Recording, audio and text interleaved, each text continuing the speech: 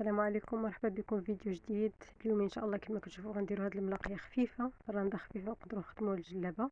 غنحتاجوا الحرير ديالنا مبروم على 3 ديال الشعرات واي بره موجوده عندنا ديال الرانده.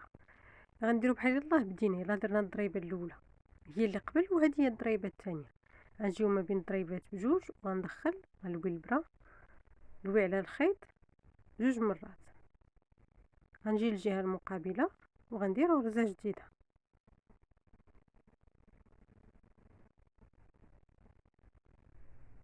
من بعد غادي نحبك حبكه واحده صافي.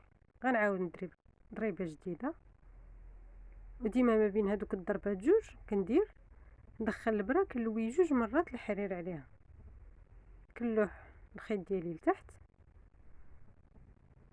كنشد في الثوب وكندير حبكه واحده. كنعتذر الا كيمشي لكم اللون ديال الصوره مع الشعه ديال الشمش.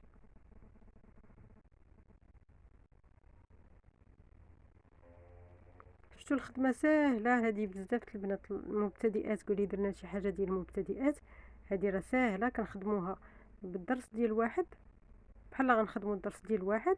يعوض ما كنديروا هذيك الشوكه اللي كتكون من الفوق، كنقلبوا الخيط وكنحبكوا حبكه واحده.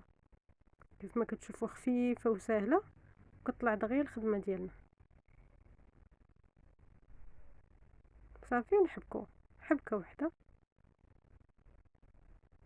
ونشدوا في الثوب.